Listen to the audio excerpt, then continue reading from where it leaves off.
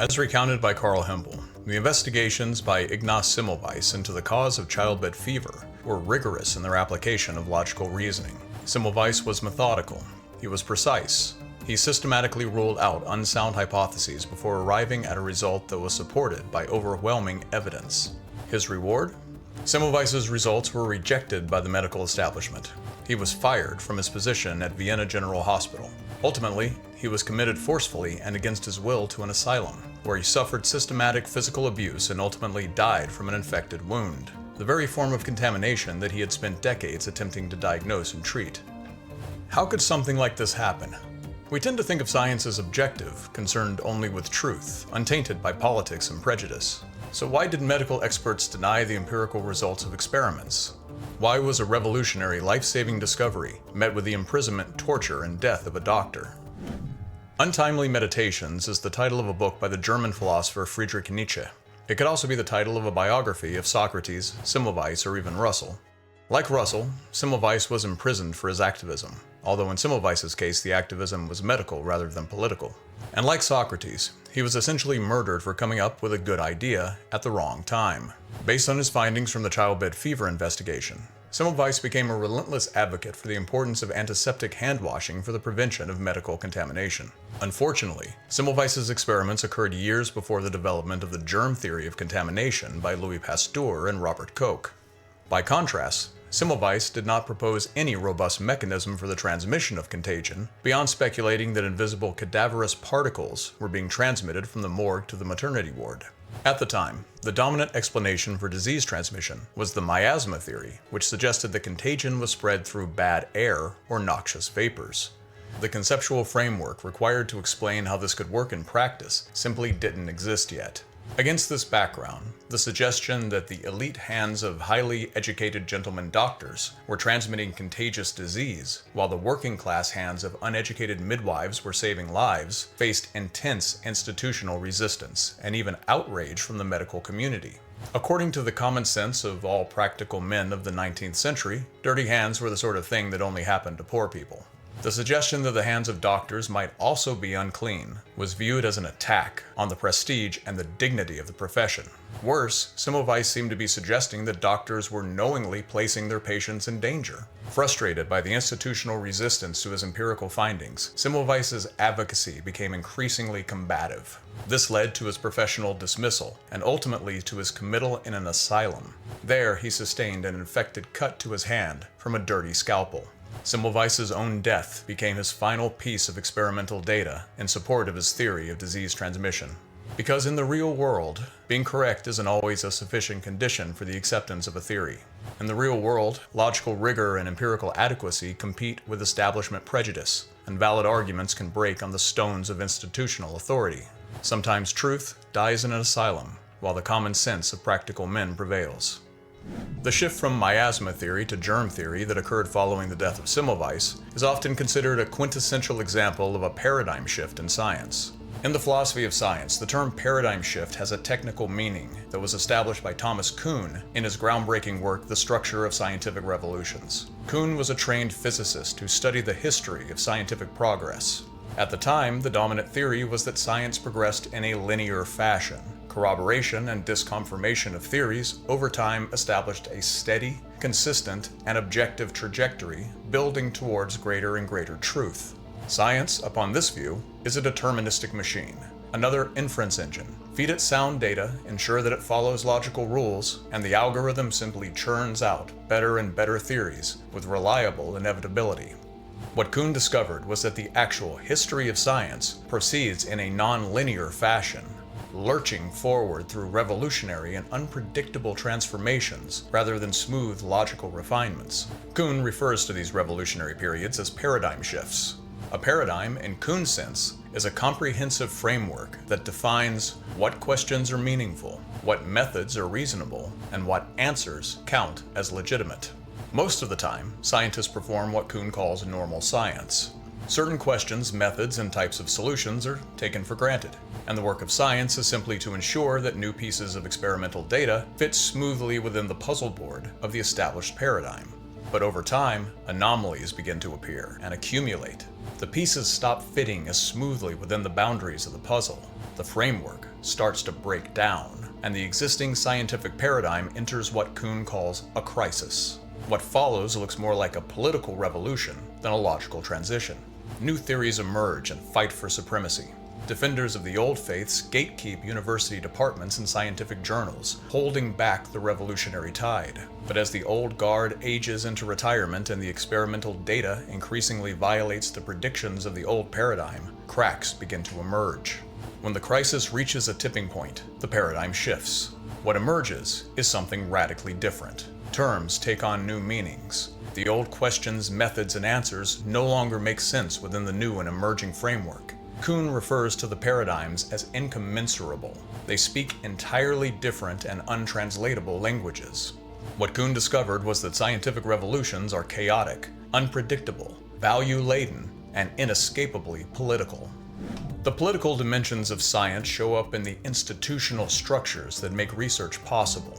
Scientists don't perform experiments in a vacuum. Research requires funding for laboratory space, staffing, and equipment.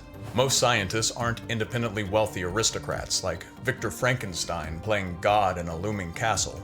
They are typically employees within a university or corporate hierarchy, ultimately answerable to administrators, donors, and legislators. And if they want to continue to receive funding, the results of their experiments will need to be published in established, peer-reviewed academic journals. A university largely dependent upon donors with a pro-life political agenda is unlikely to allocate funds to research that could be used to support a pro-choice perspective. Academic journals are unlikely to publish results that challenge the research projects of its editors. And university administrators tend to prefer hiring researchers whose work doesn't focus on criticizing the norms of university administration. The cultural, political, and economic environment actively selects what research questions get asked, how they are tested, and what results see the light of day. As Janet Kourany points out in The Social Context of Science, these considerations represent empirical facts about science as an actual practice. No human endeavor, not even the supposedly objective pursuit of scientific knowledge, swings entirely free of human values. And this isn't necessarily a bad thing. We should want science to be guided by values. Research at public universities is funded by public tax dollars, so it should, in principle, represent the public interest. We should want values that support human flourishing to receive institutional support, and we should want firewalls in place to protect the public from technologies that are hostile to human flourishing. The value-ladenness of science thus raises both empirical and normative questions. What scientists say about the aims of their research, the political and economic agendas that inform their funding, and the methods used to evaluate the results. All of these represent empirical data that may be used to make the values that stand behind the norms that guide the production of scientific knowledge more transparent and more democratic. And as Gillian Barker and Philip Kitcher note in their analysis of anti-scientism, the scientific worldview itself can become an arena for conflicting values. Prior to the scientific revolution of the 17th century, the natural world was understood to be saturated with meaning. The underlying conceptual framework of the Western tradition up to this point had been largely dominated by Aristotelian metaphysics, which interpreted nature through a teleological or purpose-driven lens. All things, from stones to humans, strove towards some final end, were drawn towards some ultimate destiny, like iron fillings drawn to a magnet. By the 13th century, Aristotelian metaphysics had been absorbed into the foundations of the Christianized world. Medieval scholars dreamt of a universe constructed in the image of the mind of God, a cosmos that was perfectly rational and perfectly comprehensible. The metaphor of the Clockwork Universe emerged during this period. Scholastic theologians described the cosmos as a creation of divine clockwork that had been wound and set in motion by its creator and was unspooling according to precise and inevitable laws. The scientific revolution witnessed the emergence of a more explicitly mechanistic philosophy inspired by developments in Newtonian physics. The clockwork metaphor remained, but the all-pervading sense of immanent purpose that the Christian scholastics had inherited from Aristotelian teleology was stripped away. In its place was a universe of matter in motion, isolated atoms scattered across a vast and impersonal void, ticking along to the blind rhythm of inhuman cosmic forces. What meaning and purpose remained was cast out of nature and confined to the theater of the subjective human mind, which stood somehow outside of the objective order, an alien spectator to a cold and impersonal universe. Though the mechanistic physics of Newton eventually fell to the relativity of Einstein and the entangled strangeness of quantum mechanics, the severing line that had been drawn between the human mind, with its desire for meaning and purpose, and the natural world, which seemed to innately possess neither meaning nor purpose, remained. This draining of meaning from the scientific image is sometimes referred to as the disenchantment of nature, and it has proven to be fertile ground for the entrenchment of anti-scientific attitudes. Defenders of science have tended to wax poetic about the thrill of discovery and the humbling awe of cosmic vastness. This defense seems to mostly miss the mark. The yawning Lovecraftian indifference of the scientific universe seems to decenter humans from the story of nature. Evolutionary biology appears to diminish our essential humanity and replace it with an all-consuming scientific reductionism that is both atheistic and value-free. The complexities of climate science seem to condemn us for our personal choices, while heralding the coming of our impending extinction as a species. These are not the sort of ideas that invite dispassionate reasoning or emotional neutrality. The rise of anti-scientism has been driven in part by a combination of what Susan Stebbing calls twisted thinking and crooked arguments. The human mind is not, in general, well calibrated for precise reasoning about radically complex ideas. We typically rely on entrenched biases and heuristic shortcuts to quickly navigate the world, and this strategy is mostly effective at small scales. But when faced with ecological scale phenomena, population-level numbers, and unsettling conclusions, we easily fall into mistaken but reassuring patterns of reasoning. These are honest cases of what Stebbing calls twisted thinking. We genuinely believe that we're reasoning effectively, but we are also genuinely mistaken.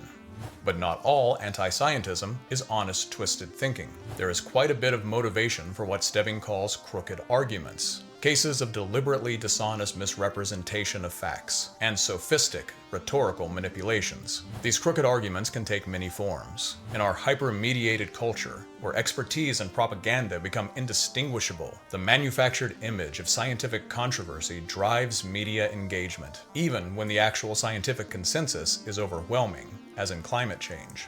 The host of informal fallacies is released, black and white thinking that tells us that we must choose a side between either meaning or truth, with no room for nuance in between.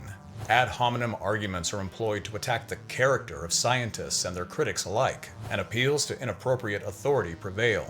We should take our proctologist's advice about global warming with a grain of salt, and no politician should be considered an appropriate authority on issues of science, religion, or much of anything else. And there are also reasons to suspect that the whole science versus anti-science debate is running primarily on habit at this point. The universe that science describes in the 21st century is far stranger than the atoms and void paradigm of the 18th century. In contemporary philosophy of science, a number of novel approaches have emerged that challenge the disenchanted picture of the natural world.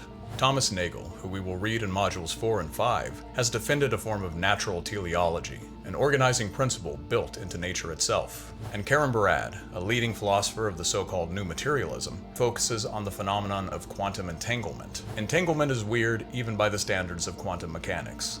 To oversimplify, there is, in principle, no way to separate the properties of a phenomenon being measured from the properties of the apparatus that is doing the measuring. Once any two systems in nature interact, they become, at a basic ontological level, one and the same phenomenon.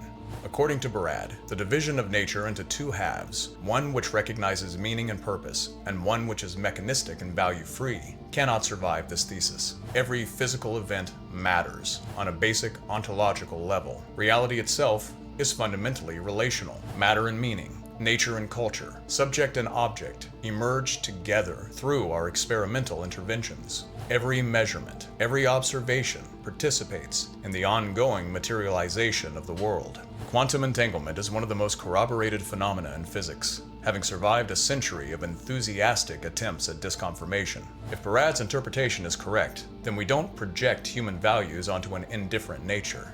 Nature was never truly disenchanted, because the separation of matter from meaning was always already artificial. This post-humanist perspective suggests a cosmos that is simultaneously material and meaningful, structured and creative, determined and open. The inference engines that we construct are not separate from the world, but part of its ongoing self-articulation. We are not outside observers, but participants in the universe's creative becoming. We cannot choose to be otherwise. The question is not whether the world is enchanted or disenchanted, but rather, what kinds of worlds do our inferential practices help bring into being? What realities do they materialize? And what possible worlds do they foreclose? In the next module, we will delve into the development of epistemology, the philosophy of knowledge, and begin exploring the creation of the modern mind. And I'll see you there.